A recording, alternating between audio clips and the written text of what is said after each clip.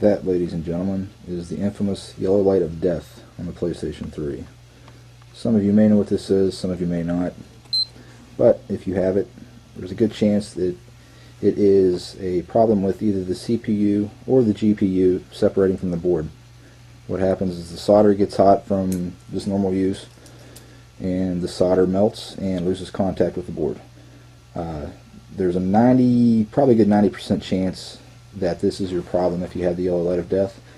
There is also a couple of reasons that you'll get this, one being a bad power supply, but of the ones I've seen, this is the most common problem, is the CPU or GPU separating from the board. I'm going to show you today how to disassemble and do a proper reflow of the solder. You're going to need a couple parts. You're going to need, of course, screwdrivers, some Torx drivers, and a heat gun. Okay, first and foremost, I take no responsibility for anything bad that happens while you do this.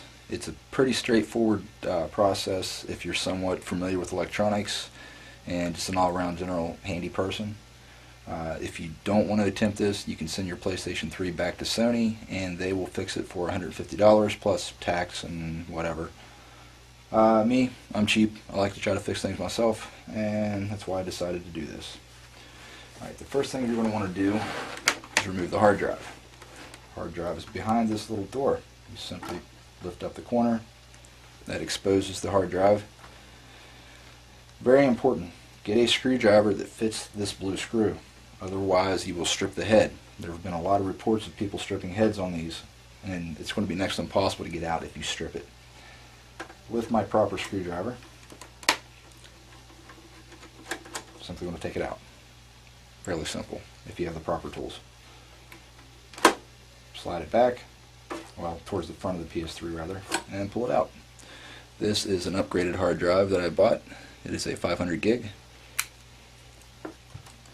After you do that, you're most likely going to have a warranty sticker right here across this little rubber foot. Mine is gone because I've had this apart several times. By the way, this is my second time doing this. The first time it lasted for probably 2 or 3 months, and just out of the blue, I got the yellow light of death again. This is a 60 gigabyte model. It is a launch system unit. You simply take that screw out that's exposed. Once you take that rubber foot off, it is a Torx head. Once that screw is out, the top slides to the left, exposing other screws.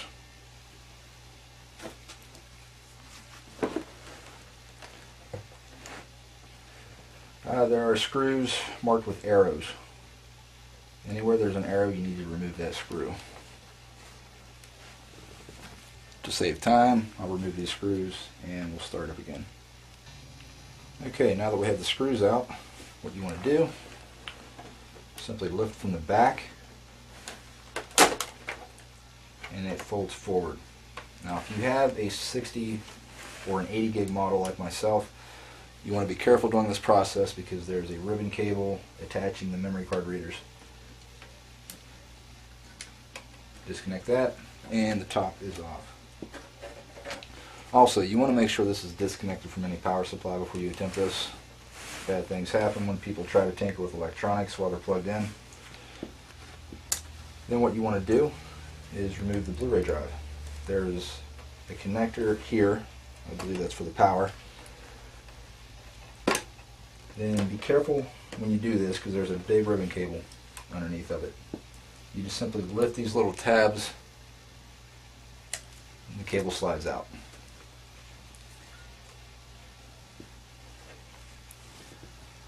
Next, you want to remove the Bluetooth antenna, or I'm sorry, the Wi-Fi antenna. So this could be Bluetooth, I'm not 100% sure. Single screw. That comes off. And next we'll remove this. 4 screws. You might want to keep the screws organized, maybe even lay them out. Take pictures while you do this so you can remember where they go when you put it back together. I've done this enough times, I don't need to do that.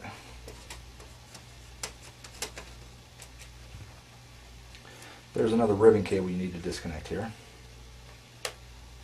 Once again, you lift up on the little tab and it comes loose. And another ribbon cable underneath. Now that's out of the way. Next, we're going to remove the power supply. There's a connector here and a connector in the back.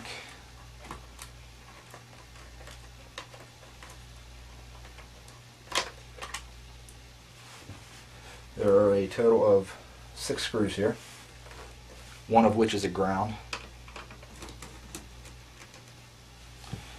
The ground screw has a washer on it. Try not to get that mixed up with the other screws.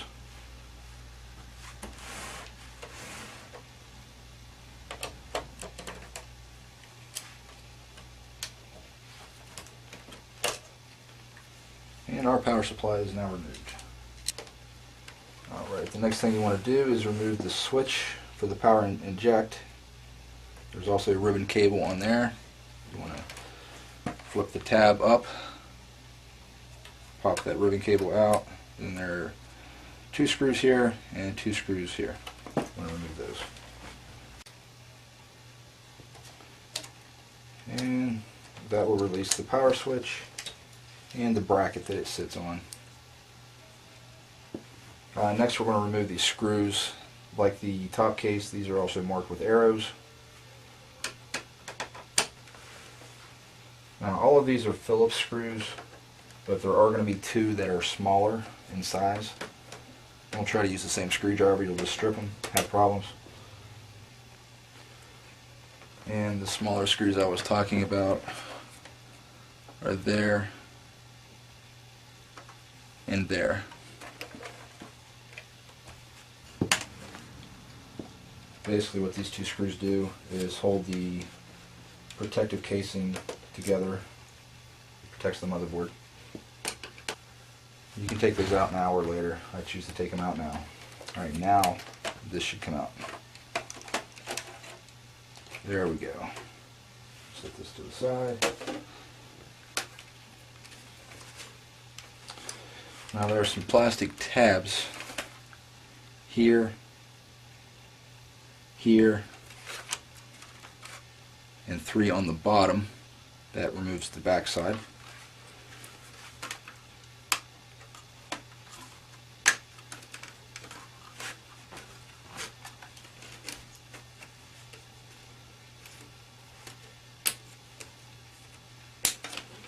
And that releases that. And now we're getting down to the nitty-gritty. Next we're going to remove the fan. There's a connector here. Simply remove that. And there are 3 screws that hold that in.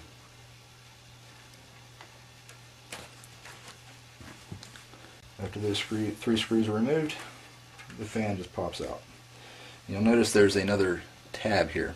That just aligns it up with this notch, so you can't put the fan in backwards. And now while you've got it apart, that would be a good time to blow out any dust. This, like I said, this has been apart here fairly recently, so I don't have any dust accumulated on this one.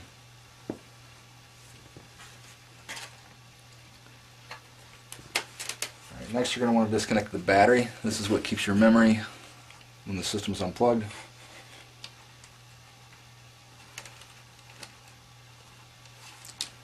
Fairly straightforward.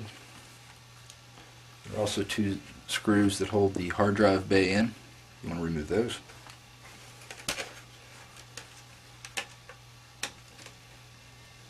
Once again, you want to use the proper size screwdrivers. It'll just save a lot of headaches in the long run.